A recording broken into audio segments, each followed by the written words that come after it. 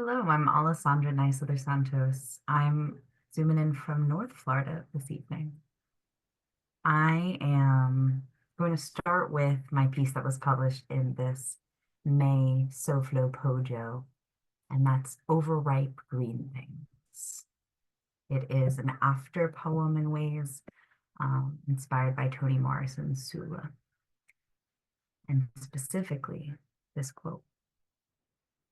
It was a fine cry, loud and long, but it had no bottom and it had no top, just circles and circles of sorrow.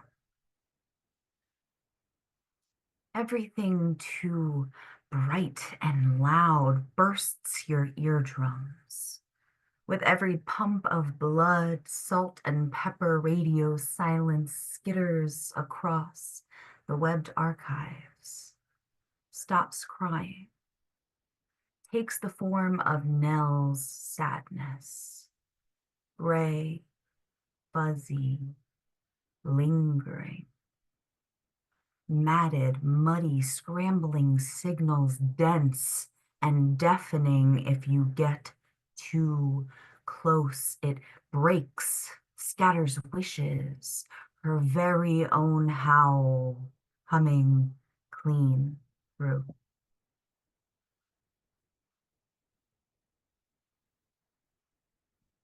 You know, a crying poem is so appropriate for the times. I have a sleepy poem. Maybe I'll end with that one. Although going first, a sleepy poem might be actually not very kind to share. So let's see. I'll come back to that. I will do a sonnet. We're having some Shakespeare of the South here in Tallahassee this weekend, although with the rain that might change. So sonnets are on the mind. And I'll do this one. It's Inheritance Sonnet, has lots of body imagery as a content warning. Oh, body, random pains and crackling knees and tight shoulders, bruised gums and gritted teeth. You do such a good job carrying me. I am sorry I once left you in the dust beneath. You take care of me and I love you, so I will massage you and stretch you gently, hold my soft belly and count each abundant mole, moisturize and love my big thighs intently. Stroke these wrinkles, deepening, making me crone. Love each funky little toe, the blue veins and rolls of supple flesh wrapping around strong bones, sculpting massive anatomy. I am body goals. Ancestral technology, this blood harmonizing with my own stardust. Here I am myself baptizing. Thank you. Okay, and I am thinking about the sleepy poem, but it does feel cruel. So if you're feeling a sleepy poem, give me a little bit of this. And if you're like, no, please, God, no, not a sleepy poem. It's a sleepy time. See, I'm here. Okay, all right, we'll go for it. But if you're too sleepy, I think Alexa's next, and we'll have to bring a little bit of energy. All right, the poem lulling me to sleep. Hanging pathos framed square in the moonlight. My ear pressed to your chest, my eyelids falling heavier, heavier, with each ebb, flow, your breath, higher, body following, slow, soul hums, trills, swoons, feels the words of this poem escape silent from my drowsy, moving mouth. Hopes to remember, forget, how to forget the poems running through us, this one a current, love, electric, buzzing, quiet song that soothes me. Hold you a little tighter, a little longer before I let go. Adjust myself just a little quietly. You whisper something sweet dusty with sleep, the motes glittering the moonlight across the pothos, the poem lulling me to sleep. Thank you so much, poet. Thank you so much for having me. Alessandra, that was beautiful. Thank you so much for sharing. I'm also in Tallahassee. It's so exciting to know there's other poets here. I love this so much. So right, another way to celebrate. And I just want to say, like, to everyone, thank you for being here. There's such a concerted attack on the arts right now that this feels like such a meaningful and important place to be. And I'm just very grateful for everyone for being here in this space. So I am going to read the two poems that SoFloPoJo published, and I'm so grateful for you guys giving them some space. They are poems that are going to be part of my forthcoming collection. It's called Exit Interview, and it's be coming out in June 2026 with Galileo Press. So the first poem I'm going to share with you this evening is called On Dimension. When Engels said the sum of all repulsions, he meant a single woman. I know who I am by the space I holly into wreaths around me. 34, 36 Arctic loneliness is not a set of digits men invest in. Though anger is the cleanest emotion, the pin-swift build of a harpoon, I no longer know its pivot. Yesterday, Spotify tagged me Trap Queen 2 decades too late. True, I used to open upstate like a vein, dime bags sold to Tennessee at 3 times what I paid. Stupid to believe in that bloat. But I did. I slinkied across those states, MapQuest and yesterday's tips the only armor to keep me safe. So sure, men determined which girl was hotter based on who could go farther. Now, my mouth only an aperture to God. I wonder how much sadness changes our experience of space. If we have to believe the world is too small once emptiness takes on the scale of rage.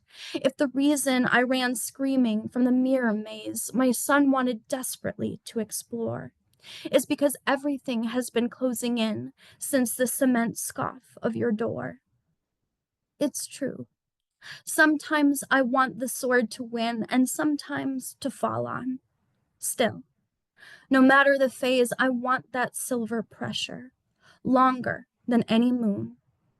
Puncture has hands like Jesus when no one touches you. Okay. And the next poem I'm going to share with you is called Dowry. I teach my son to enter South Florida like a church. Palms bell our entry.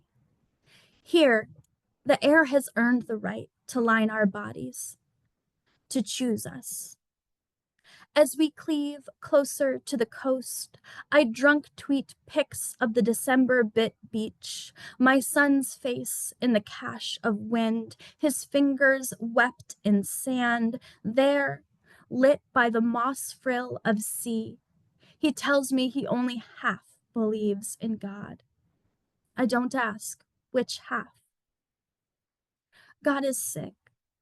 I wear his vomit down my throat. He feels like a butterfly born too soon, like he'll be raw forever. My son knows that I am always choking. He does not know how holy the rope. When he says, Mom, listen to the ocean, I only hear the lawn crunch beneath the rocking chair I used to nurse him in, the yellow one I abandoned before leaving his dad. Thorn has a vision I envy. Something perfect about being built to defend, to be a weapon at birth. When my son worries, Mommy, I can't sleep because I am thinking about Earth. When you're not on it, I offer a version of solace. Beg him, Son, there is garden enough. I feel God coagulate. Another tongue. He never tells me why he curdles, why he can only heal where I choke. From here, my ex-husband and the horizon are one thing. The foam-fucked ocean, a rear-view image. My son and I, disciples of the distance. Thank you. I'm terribly sick, so bear with me. Wow, okay. This is my first publication with SoFloPoJo. And it's also my first reading post-grad. I've only recently turned 18, so I'm very excited to be here with you guys. I went to, thank you. I went to boarding school in Michigan, and a lot of like my time there was spent explaining to people that I lived in like Miami, but not Miami, Miami. And so this is note to my Miami. I did a whole series of them. This was my senior project. So I have like 200 pages of these, but this is one poem. God said, "Let there be light." And then he created me. Sometimes I'm like Paris Hilton, and sometimes I'm like Jesus on the cross. I cannot be blamed for my taste in men, that insatiable craving for a hunk of muscle, that skinny marg in a beachside bar, sand in my cheap pink bikini. I want to bring back calling a man easy on the eyes. Bring back eye candy, grainy lipstick, smeared mascara. Lately, I've been missing Wendy Williams. Clap if you miss that one boy who played you like a boppet. Clap if you miss communion wine. Clap if you want to live forever. We're all dogs, locked in God's hot car, a 2004 Honda Civic parked in the shade of a single palm tree. In an alternate universe, I'm that foam flip-flop they give you after a mani-pedi that makes you feel barefoot in the strip mall. Freshly done toes on the pavement is a sacrament given to girls by God. If growing up means making fewer messes, I want to be this young forever. I want to consume that weird mushroom drink I found in the back of a gas station. At the end of the night, I want to know that there's a taxi waiting to take me to a man whose sheets are navy blue and haven't been washed since before the recession. I miss Vine. Chevron on everything. I miss when Taylor Swift was country fried, that fake accent we all pretended was real. I miss body glitter, crumpled dollar bills for the drag queen singing Madonna, singing Britney. I want back prophecies, those inspirational texts I send while sitting in the sink next to two girls making out. That feeling you get when the vodka crayon starts to taste like, I should call him, and the girls pause the makeout to rip your cell out of your hands. I miss flip phones, knowing that God or a priest or the Immaculate are always a dial away. Thank you. I'm going to read a poem that's taken from the collection I published in February called Oxygen 2, which is published by Aquarius Press Willow Books and is available on Amazon. So this first poem is called A Dream. Where the snow blinding white lay across the fields, so thick and deep, we could step thigh high into a drift, and the sharp red glint of a red bird's wing flashed above our bowed heads. Or while jogging up the mountain road one night during spring thaw, our eyes barely perceived that dark place at roadside, where a grizzly she-bear spied our footfall from the shadows. Up the mountain path to our cabin nestled on the hillside, where all the simple dreams of life came true. On the wood stove fire, a kettle warmed to a shrill whistle, while the wind circled tornadoes among the leaves, and where we watched, very still, through the open doorway, as the black she-bear crouched on hind legs beside the creek teeming with trout, scooped out the helpless fish, its blue gills trembling with death, where you stripped me naked in the chill, wrapped my shivering body in your heavy lumberjack shirt and a ragged flannel blanket. Too frozen to make love, we brewed tea, cracked teacups filled with Earl Grey, the comfort of warm liquid spilled onto our china saucers. Our souls came to reside in those woods, to grapple in the silence of growing things, The trees added each a year to our own brief lives, where no one knew what secret we were withholding from those below in the valley, more broken, who dare not dream, where we huddled together in the night beyond speaking. And I'm just going to read one other poem. This is a new poem. I just wrote it just the other night. So this is my first time reading it. It's called Love Ballad. If you are a bolt of lightning cleaving the April sky, I am the hiss and gleam of its fiery stripe. If you are a magnolia tree growing tall and straight from the earth, I am a shower of pink blossoms in the sultry breeze. If you are the moon rising above the fertile loam, I am a seed planted in the moist and deep below. If you are a black bear roaming the piney woods, I am the innocent trout you pluck from a brook. If you are a stag deer tracking his path through the forest, I am your doe nibbling the sweet grass at the forest rim. If you are a nightingale warbling a sad song from an oak branch, I am grief's lament falling upon the widow's ear. If you are a Nancy the spider spinning your treacherous web, I am the tiny insect trapped within its warp and weave. If you are a lion in pursuit of an antelope, I am that frightened, desperate animal. If you are a violin playing music by a gifted child, I am a new symphony dedicated only to you. If you are a blues chord fingered on the keyboard, I am the harmony of a flatted seventh note. If you are the measure of other men's sadness, I am the constant object of your pure desire. If you are time's passing memory of a place blessed by love, I am the woman you remember in my nakedness to possess. If you are the sound of water at the foot of the mountain, I am wind, water, earth, and stone. Thank you.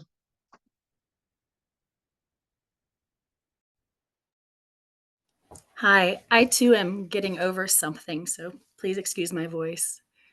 All right, so the first poem I wanted to share with you tonight is Root for the Thing Half Dead, a poem inspired by a line in Ada Lemone's Stranger Things in the Thicket.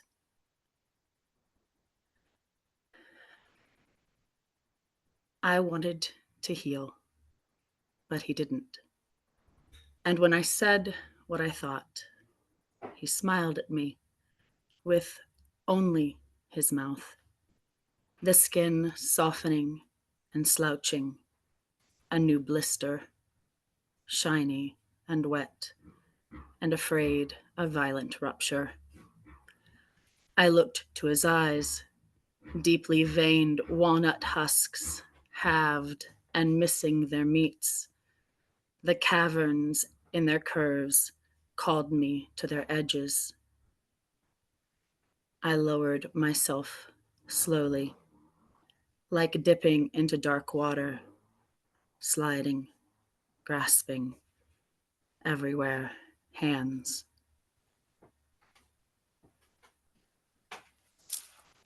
Swirling in his slipstream, testing the bitter sting, familiar salt on my lips, soaking to remove my stubbornest stains.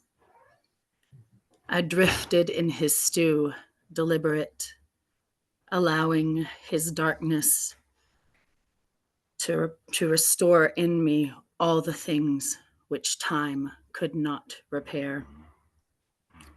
Until the moment surfaced when, if I'd had one sip more, I'd vomit it, world and all.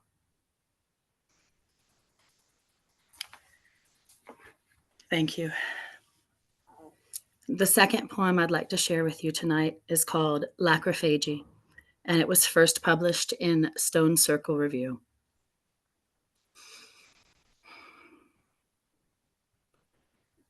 I still remember the taste of the tube, charcoal powdered worm inching one-eyed, it burned, slurping, slurping, more intimate than fucking, insatiable depths eternal sucking. I remember the empty quaking. They said it would hurt more later. In the morning, my mother crying consternation, my father still distant. I remember each as an accumulation, passing down more than length of bone. Every tragedy is secondhand.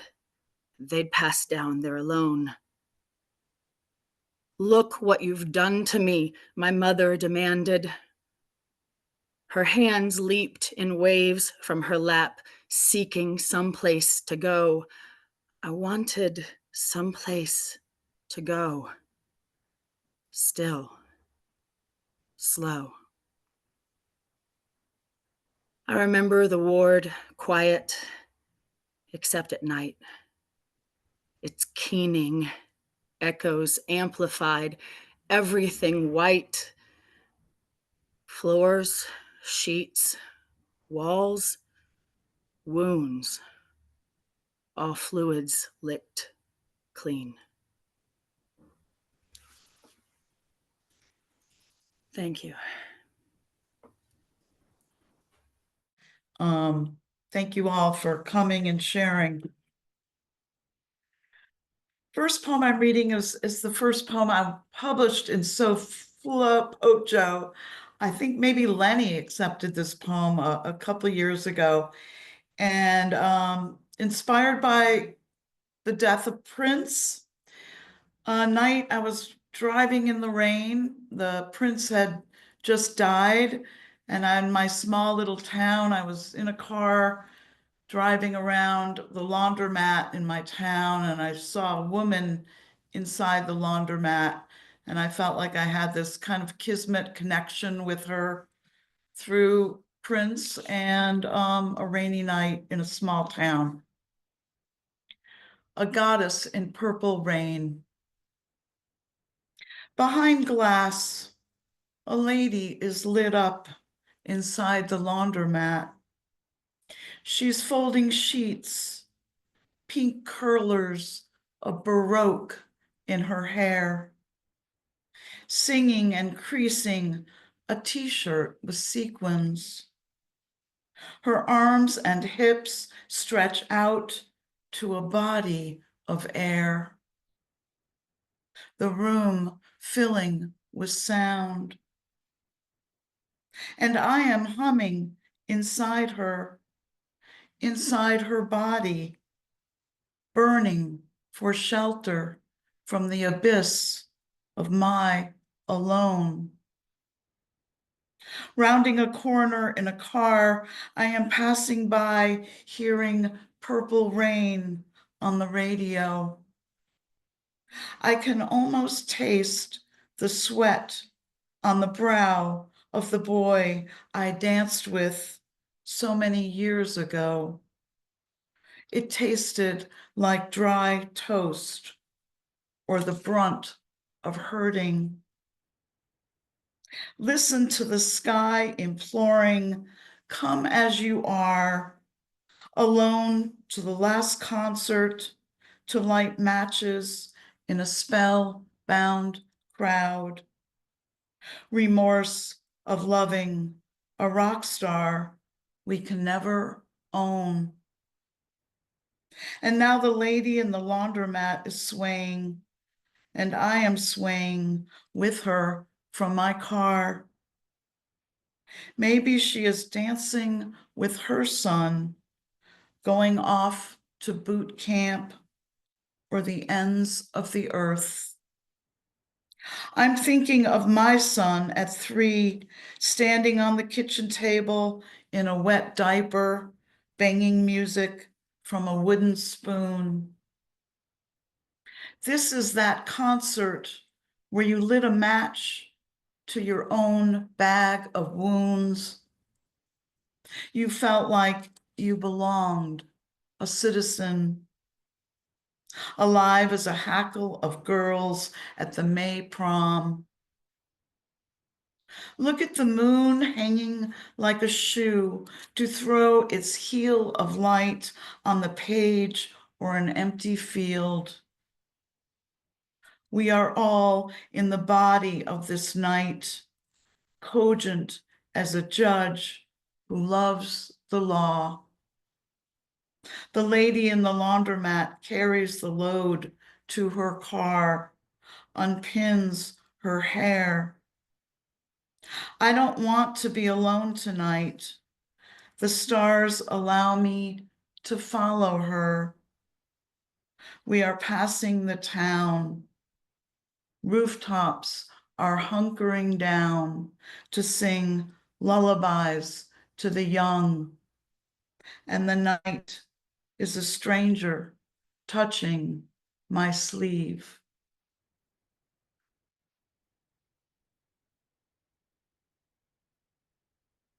I'm going to read the poem that was just published in the brand new SoFloPoJo. It comes from a series I've been doing with a lot of titles that have things like poem with, poem that, and this is poem with a sharp point. My ode to the pencil. There are few things in the world that I think are as perfect as nature, man-made things. One is the train, and two is a pencil. I think it's a very perfect, self-reflexive piece of machinery. Poem with a sharp point. I remember when life was simple as a pencil balanced behind my ear. The blank space to possibility waiting in the wings. I remember the feeling of putting a fine point on something, precise as lace. And the way as children we made hand shadows of wolves on the night-lit walls.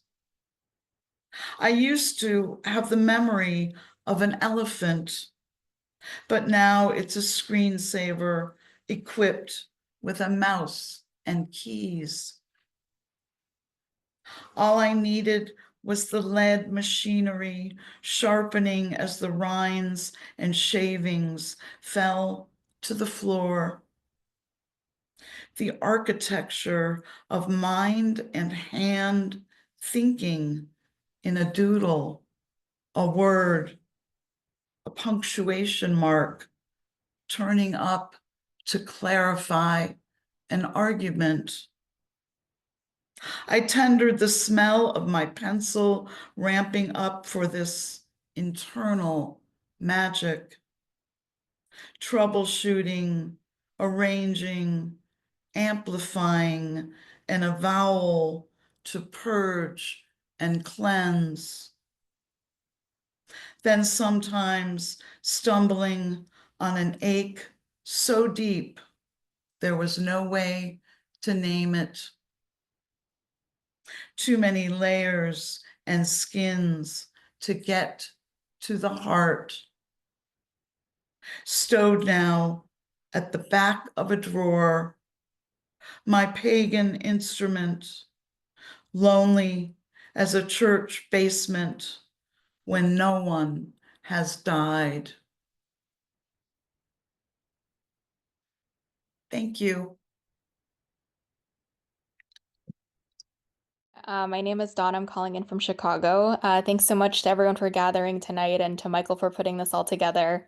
I'd like to read two poems. The first is what was just published in this issue. Parsley. I rejuvenated a bowl of dried parsley flakes with beer and conjured signs of your life in the bitter taste. I draw a card from the literary witch's oracle with you in mind. Maria Sabina's floating torso appears above dismembered ankles and feet, grass sprouting from the severing. I'm supposed to run for an hour tonight after waiting for dry pavement all week. Tonight I only want to jog as far as the grocery store and run back with a bouquet of fresh parsley. I want to play pretend for dinner. We are together again, comparing our arms and backs and hips and breasts, trading stories on when we aimed for an artery but survived. Maybe we'd be caught in the act of revisiting girlhood under duress. churches and fathers claiming we had no reason to be depressed. When I look hard at my wrist, I think, who am I to tell my students now how to question, persuade, delay? I envied how you did not delay your dying. I've been unlucky in trying to die. I burn dried parsley and pretend the match is your hair. Smoky curls spilling through my fingertips. Fresh flame. I shake the match. I lace up my shoes. I've been through worse heaving than being breathless on a run. My trainer's words, your mind will give up before your body does. I run. It hurts for 10 minutes until Evanescence croons on, bring me to life. The second poem I'd like to read is from my debut chapbook, Round Trip, which was just released in March by Finishing Line Press. Portrait in Sepia. Cuttlefish shoot smoke screens, then spend hours in hiding.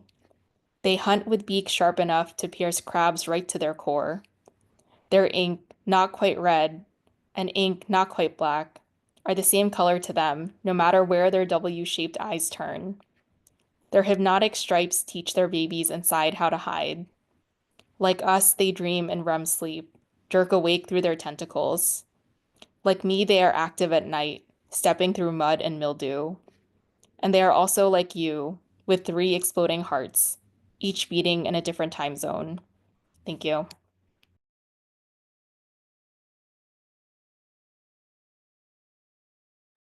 Thank you, Dawn. That's wonderful poetry. Thank you so much. We published some call and response sonnets, and I believe the authors are here. I'm not sure if they want to perform those tonight, though. So if one of you would let me know. Yes, we would like to do those. Yay! Yay! Thank Now, you so much. if I was good as if I was good at this, I would pin you both to the screen, but I'm not good at this. So I'm going to leave it to the 2 of you to work it out. And then after the 2 of you will be Gary. Take it away. Well, thank you so much for having us. We're really excited to have these poems published. When we heard, we were just ecstatic. And so just a little background, Kathleen and I have known each other for about 14 years now. We've been writing together for a lot of that time. And this time it really took. So we wrote together for about a little over a month every day until from December until Inauguration Day. And so we wrote in sonnets, and I wrote first, and then Kathleen wrote after me, and she would take something from mine and then continue, and then I would take something from hers and continue. So either a line or an idea or something like that. So that's what we're doing. And I'm good to see everyone. How we compare to the trees. The glass and metal of my brother's Restoration Camaro had rearranged themselves, become molten, ebbed and flowed into installation art resembling a car. It stood near the carcass of kitchen, couched in a mountain copse of blackened trees, their trunks still tall, their California branches like spokes spiraling, still living witnesses to the fire's voracious consumption. As I watched Los Angeles burn, Pacific Palisades burn, where once I sat in envy of every rich swim kid whose team was better equipped than ours, we who lived below the smog line, I am reminded, money burns. Bread and circuses. A California resident looks to social media to see if and when she needs to evacuate. Here are photos from the Golden Globes 4 days ago. Here's video confirmation the fire is a cover to burn Diddy evidence. Here are politicos discussing how to invade Greenland. I scroll late night TV and the screen flips between game shows and fire, Price is Right and fire, Raid the Cage and fire. The Palisades Village Starbucks building, 100 years old, stands as charred carcass. Only some arches, a wall of columns left. The business block, American ruins. How to invade Greenland. Exploit women. Get lots and lots of women pregnant. Some won't survive. Have lots and lots of babies. Some won't survive. Collateral damage. Exhaust the natural resources in your immediate area. Learn there are more natural resources in lands where you are not. Invade and colonize. Exploit indigenous peoples. Some won't survive. Develop technology to try to reverse the damage you caused. Learn the resources you need exist in other countries you can exploit. Have native peoples dig mines that pollute pristine lands. Call it jobs. Name yourself savior. How to invade Greenland if that doesn't work. Grab her by the landmass. Erect a gold tower on her crevasse. Tell the Saudis and Putin to come. Douse the land in golden showers. Take all her wealth, her people, her power. Plow through protesters and proclaim there's good people on both sides. Move on her. The deeply troubled countries are always the best. Just start kissing her. Claim you're not invading her. After all, they just let you do it as long as you're powerful and wealthy. Nobody has more respect for Greenland. Nobody has more respect. Oh, Greenland, you want it. I will be your protector. Thank you very much. Okay, hi, I'm Gary Fincke, and what I decided to read tonight is because this book just arrived this week. It's called The Necessary Going On, Selected Poems 1980 to 2025. It's from Press 53. So I'm going to read 3 fairly short poems. 2 of them are title poems of books, and so there's 15 collections of poetry that they were willing to collect for me. And these are, so the poems are going to run about a dozen or so years apart as far when they were published. So that's about as big as umbrella as I can come up with. Anyway, this first poem is called The Double Negatives of the Living, and that book appeared in 1992. After the pastor spoke well, after he opened our route with syntax and grammar correct as his manner, I could follow my mother to her grave and lapse into the double negatives of the living. I could talk 2 hours past midnight with my father in the steelworker idiom of his city, hearing the fried mush of morning, the white Sunday silence, the many tongues of the cross, speaking dialect stories of the holy mill.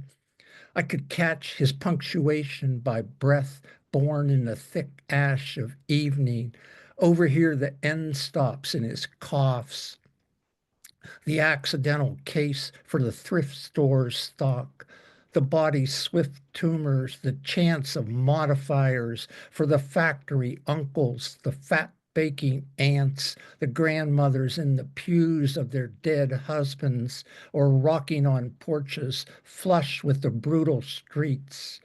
And finally, the commas for steel, rivers, bridges, bars, and Christ, the expletive, and all the language of the land that we leave and return to, reopening the earth and stammering like the past twin speech, what we know by repeating what runs on without us.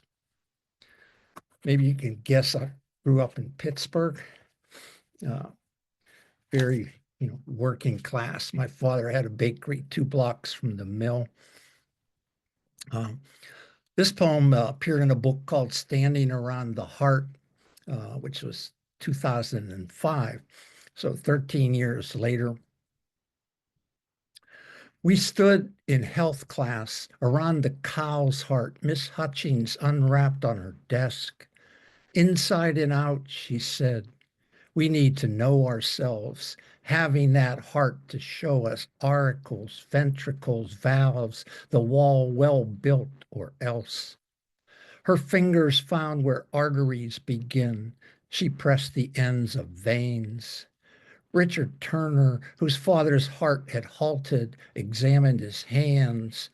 Ann Cole, whose father had revived to cut hair at the mall, stepped back, turning from the entry to the steer's aorta, the 4 chambers we were required to know. While we watched Miss Hutchings unwrap the hearts of chickens and turkeys, the hearts of swine and sheep, arrange them by size on the thick brown sack, leaving a space we knew for hours. We took our pulses. We listened by way of her stethoscopes to each other, boy to boy, girl to girl, because of the chance we'd touch. Those butcher hearts warmed while I dreamed of pressing my ear to the rhythmic heart of Stephanie Romig, whose breast so far had brushed me one time while dancing. And then Miss Hutchings recited the court total of our blood, the distance it must travel, leaving and returning, all the names for the necessary routes it followed, ending with capillaries so close to the surface we could nearly reach them with our lips and tongues, rushing the blood to each of the sensitive sources for joy. 8th grade health. Now, what an age to be doing all that sort of thing. And this one, I thought, in fact, just listening to the poems that were read and one earlier, this is from a 2020 book called The Mussolini Diaries. And you might see there's a connection here. It's called After the Election, Traditional Forms.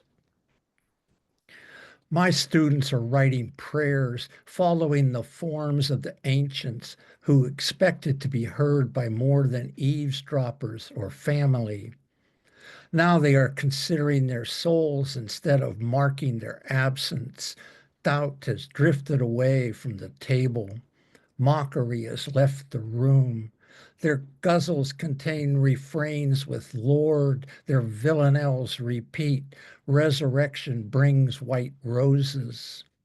One writes a sequence of humility in the metered lines of acquiescence, 2 finished devotion sonnets, saddened by elections, afraid of those who hate aloud. On campus, they chant rhymed couplets of promises and march to the cadence of refugees. They hold their weeping signs as if they were infants, wailing at last the familiar litanies of longing, the hallelujahs for their martyred hopes. Thank you. My name is Pracki. I'm in North Carolina tonight, and I'm going to read you 3 poems. They're short pieces. The first is a poem I wrote in Burundi when I spent a semester there not long ago. If you don't know where Burundi is, that's okay. No one does. It's in Africa. It's east of the Congo, and I lived right on Lake Tanganyika.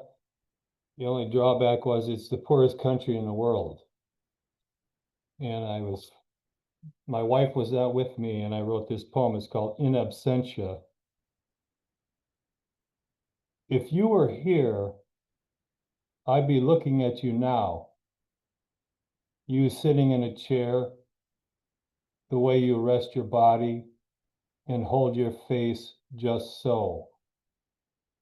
We would go on sorting through the tag ends and strands of what we've made together and what was cut and tossed away and then taken back and stitched into what we are.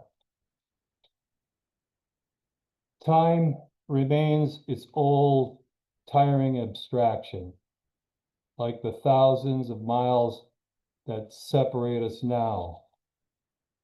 Here, in this place, empty of your breath, the sweet scent of you, there are pieces of each day, steps that make a stairway up into the tumbling engine of the sky over both our heads, while both here and there, blades of grass are as irrepressible as ever. But not you and I together, not your eyes and mouth right here touching me, not the songs I love in the melody of your words, the lyrics you have written and rewritten over the years, the poems that I've found only because of you. This room is the empty space of itself.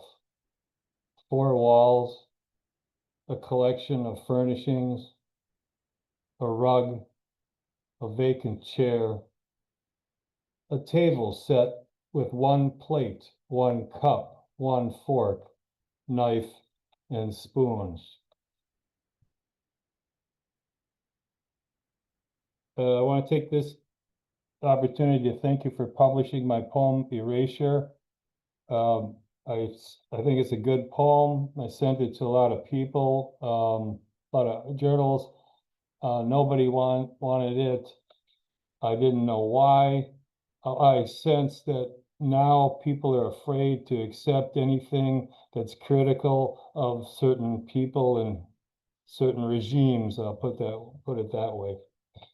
This is a poem that's called They Are Watching.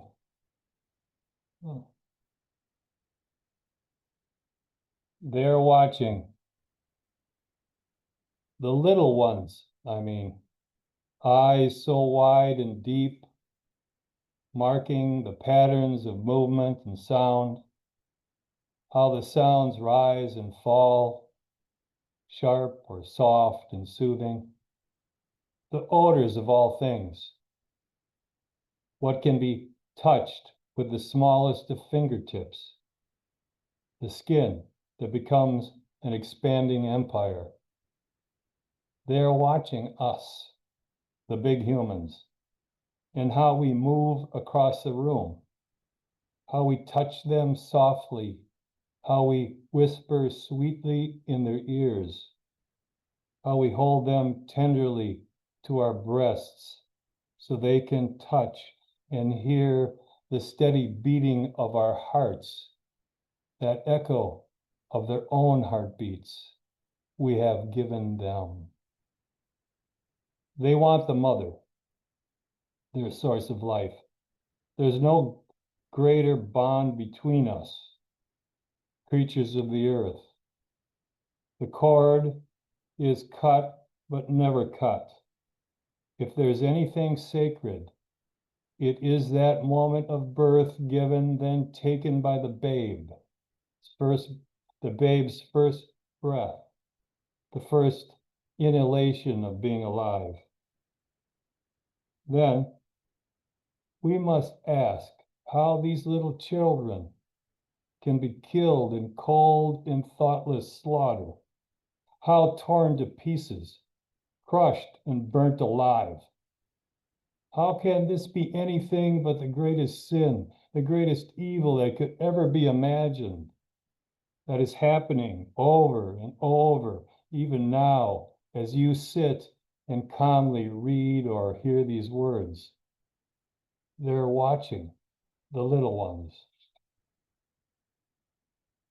And this last piece is very short. It's entitled Bach. The blood comes back from the ground to find the veins and then the hearts again. And all the dead people go back to work. The blood comes back from the frying pan with the eyeball and re-enters the boy's head. Then the missiles They go back to the wing and the fighter plane back to the base. The pilot, not much more than a boy, walks back to his soft bed and back into his dreams, which are sweet. Bullets all come back to the barrels, grenades to hands, blades out of their deep plunges, tears to eyes, lovers to lovers, sons to mothers, back. Thank you very much.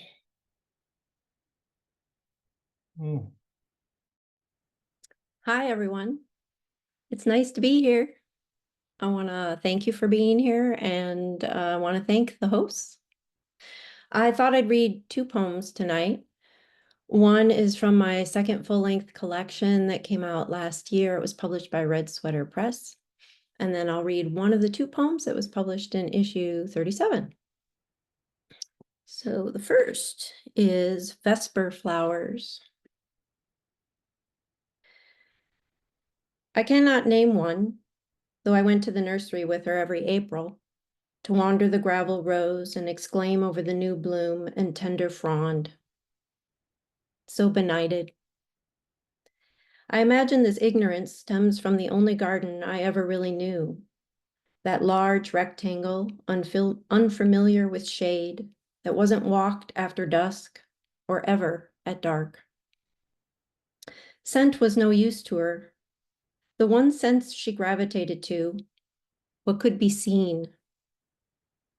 Earlier, in another place, sound and the needle set in the groove, but no matter that now. So I spent some time learning what carries weight to those who rise to roam after nightfall, find themselves falling back on something resembling prayer. The Vesper iris and the toxic Vesper delphinium with its white eye. But more the lily and dianthus and jasmine, the wisteria that grows counter and not. The restive moths are still catching what little light there is, and later the bat swoops low, startling.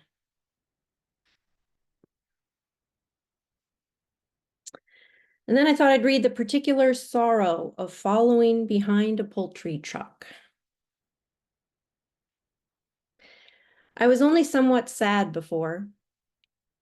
The sky had not done what it sometimes does, and I was leaving. But there was Tuesday, and leaves irrepressible in their changing. I noticed the stray feathers first, and then the dog sat up and began to sniff, looking to me as if to confirm that there was another species near. Too far to distinguish beyond a white blur, though as everything slowed and we made our way in the same lane, I could see they were turkeys in the later stages of fattening, packed behind mesh, caged, going south as I had seen them.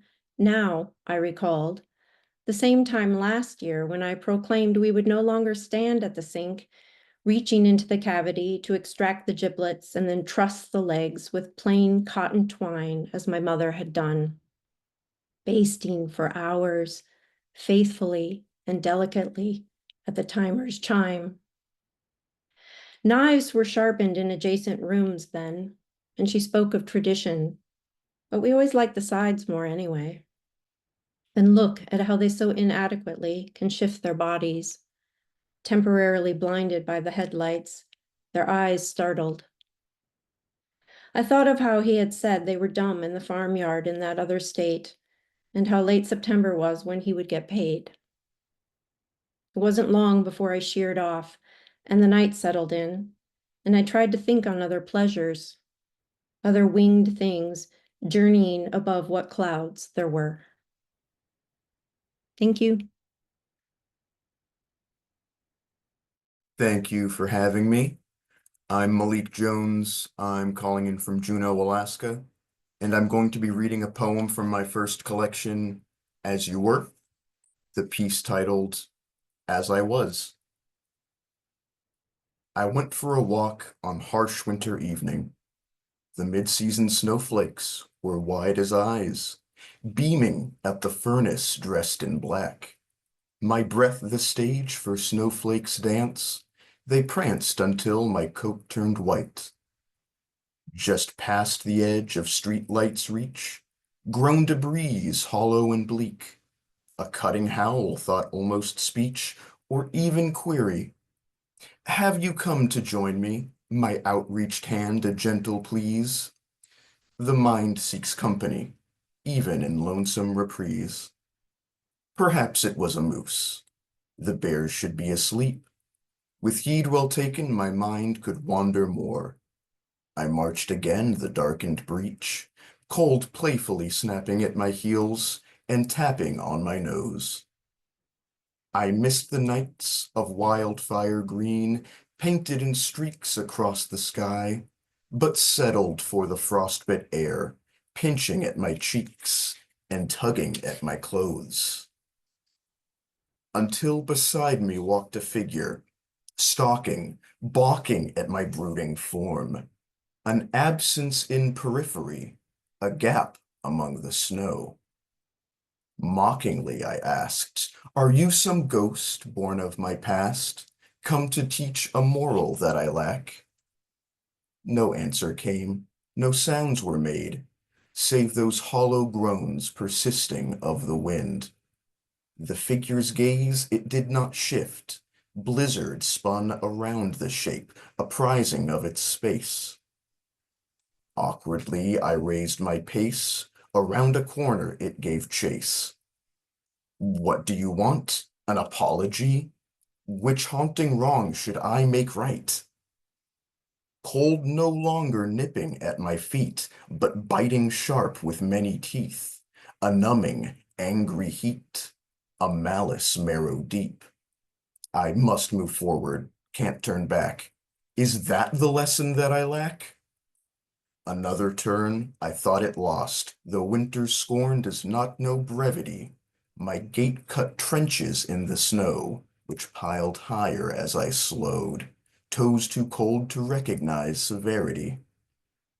No windows lit, no witnesses, before me it was stood, the chilling void where winter should have been. You are not real, ghostly foe. This woe is my own reverie, this pain is mine to feel. With shoulders back and level chin, I stayed on track and met the devil. Snowflakes kept their distance as they danced. Around the figure dressed in black, stood chimney tall with steaming breath and spreading winter grin. A furnace lit with newfound yearning, a pointed torch on midnight journey. Thank you. Oh, I'm ML. I'm really honored to read with all of you and to be in this beautiful edition with all of you. I have, I guess, 3 poems to read today. So the first one's called The Shattering. Think of your head as a place where ghosts live, just outside those boundaries you've drawn up, untidily folding themselves crisscross on the dewy grass or leaving ghostly plasma sticky on the red brick. Think of your head's inside, mushy softness, of its gooey center, protected only by the bone of your skull. Encounter yourself in all of the ways that we are meat, our muscle and flesh, are torn apart by age or accident, are plum bruised or honey drowned, your health a window of stained glass, phantoms pressing their fingers against the colors. I knew this, saw it play out year after year in care home work, slow declines turned rapid, accidents becoming sentences, and I wasn't ready. My temple collides with the driver's side window of my car, and I feel it give. A glass. Felt the ghost push all at once and come inside. Okay, so the poem published in this edition came from a collection of these care home poems because I was raised in a personal care home. And the next poem I'm going to read is the last one in the whole collection. It's called Still Life. Lamb-limbed and open wound tender, I was reaching out for you, Ma, but we had this whole sea of elderly women standing between us, all their trauma, their sins, and the rotten flesh caught up inside of them. I used to wonder how you could hold their rot and run from mine, how you could tuck all your collected ruin into the seams of this building, and I used to wonder how I could find it, under table legs and lampshades, amongst pill bottles and inside the walk-in freezer, ruin dressed up for doll, and piles of dust, shards of scattered glass and a world gone watery, a graveyard and your ring of keys, paperback horror stories, and a haunted house projected onto all the walls. Ruin when I had gone looking for you, workaholic, with your mirrors covered with muslin. By the time I hit my head and realized that you had fed the building and left, shut each alarm door behind you, thanked the care home and closed it up with 3 decades of us all tangled up on the slate floors, I was trapped somewhere. Still inside, kneeling with my head cradled in my hands, impressionist with a ghost I thought could bring me you. Okay, I have one, it's a little separate, called Inside News. An old man in the library calls me girl, like it means excuse me, or my name. He shakes yesterday's newspaper at me with his eyebrows straight up, says girl, and blinks as a betta fish blinks, lost in his tank. Yes, I say and blink back. I know he's asking if today's been delivered. Girl, he spits again. He doesn't know my claim on this place rivals his, and I want to tell him about Biker Man Rock's jaw unhinging like a canyon, joyous at seeing the inhuman about me. I want to tell him about the way it smelled between your fluffed thighs, sweet and humid. I want to tell him that all our words for are ancient. I want to tell him to dig his wrinkly hands around inside my sugared entrails, mushing his knuckles into my pink-stained flesh, nudging my bones into all new places. I want to tell him about the paper inside, its ink transferring onto my inside skin, smudging from letters to symbols, my hieroglyphic desire to be seen, known, or understood, printed carefully against my flesh. Turn me inside out and read.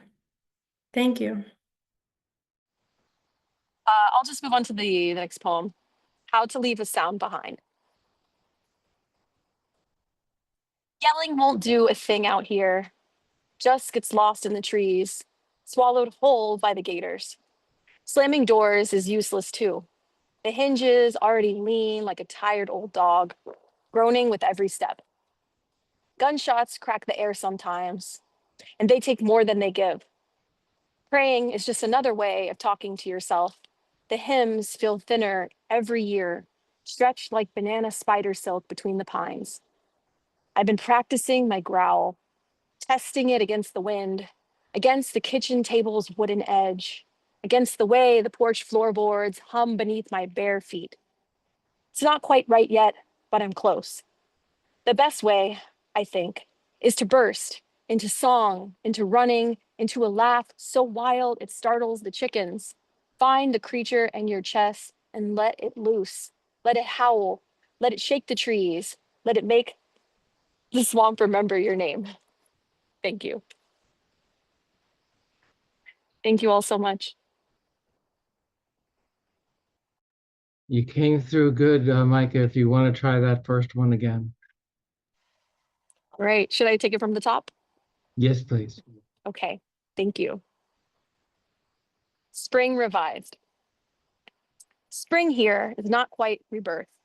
It is revision after revision. They painted over the past pastel, echoes of deco, called it new, called it fresh. Storm drains have swallowed last season's petals, spat them back as road closures roll out in June. Royal poincianas bleed orange in protest. Roots buckle sidewalks like old ghosts. Everything cycles. The tide unearths history, lays it bare beneath highway and condo light. A story scraped and rewritten in neon steel. Skyscraper foundation wet from last year's rain. They build, they bulldoze, they bloom. Again and again, the same city opened, stacked upon itself, a palimpsest. Each shuttered window, a quiet erasure. Each spring, a forgetting, a return, and only maybe a remembering. Thank you. I'm joining you from the other Greenland, Canada. So I'm happy to be here. Thanks, Kathleen. And of course, I've got a poem about snow, so where else to publish it than SoFloPoJo. I'm going to read 3 little poems. I'm going to change what I'm reading because I didn't realize I was going to read last and I didn't want to end too dark. So I'll just switch it up as I go. But I'm reading what's in this version. It's called Shoveling Out. One snowstorm after another slams along the river, shuttering our little brick house until it staggers. What began as delicate flakes, each crystal scattering light and floating, slowly builds and blows, sky and street whitewashed until we cannot see beyond the window. This small frame of warmth and safety frosted in, our shovels, teaspoon tools, a fairy tale imagining of tunneling out. Each minute, another layer loads itself into drifts that rise above the snowplow banks, the porch, the doors, the furnace vent. I suit up in bogs and balaclava, take shovel and broom to clear the deck as fast as this old heart, these tired muscles will allow. But on it rages, each gust of wind and layer, another burying and deflection, another flurry of executive orders determined to lock us in.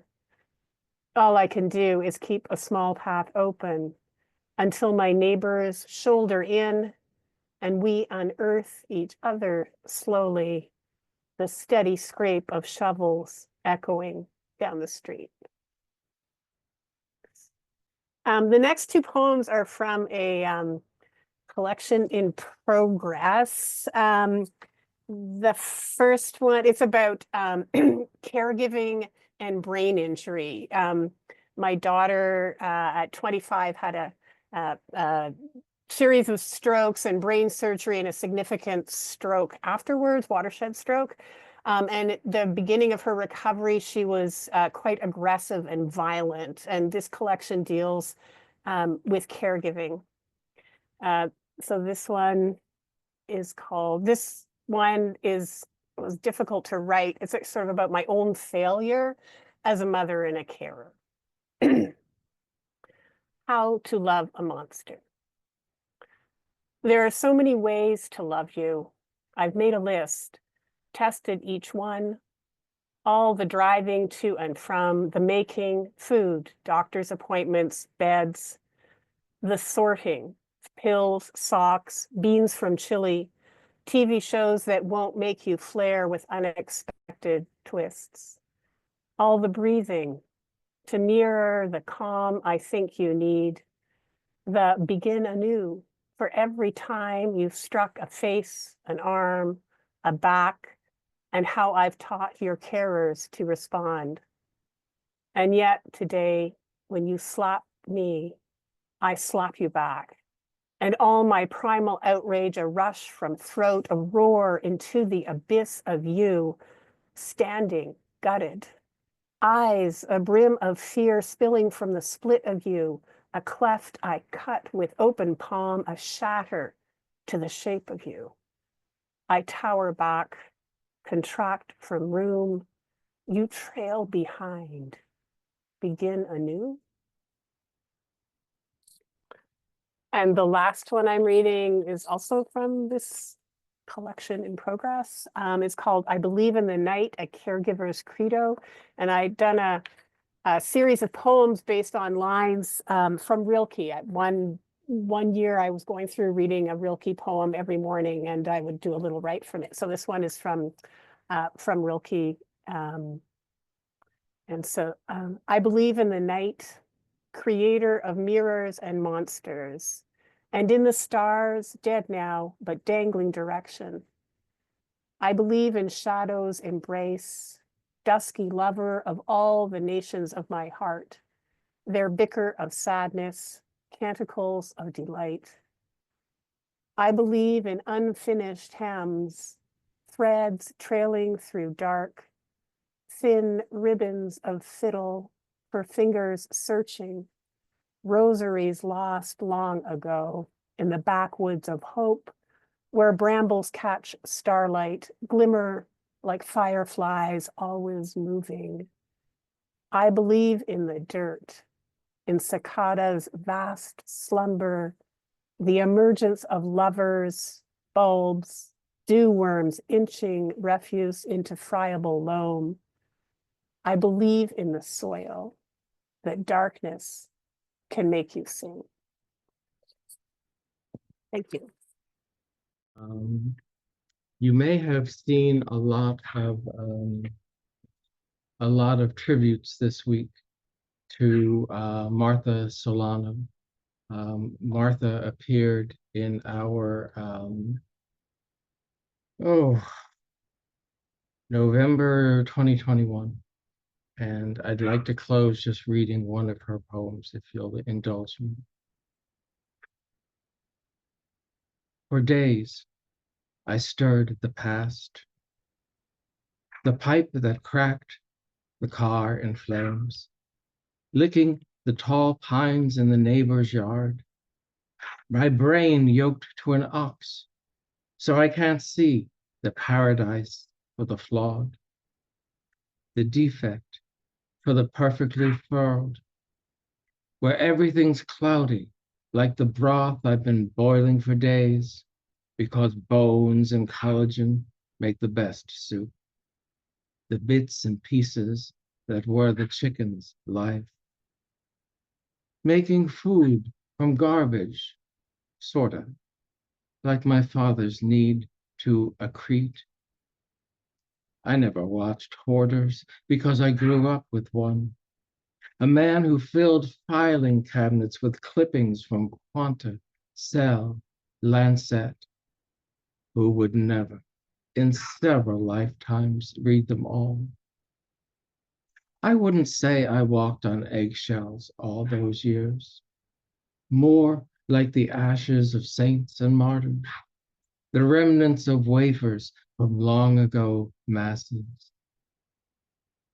How fitting to grow up with a dogwood tree of the crucifix, a plant God blessed and cursed, stirring, sipping.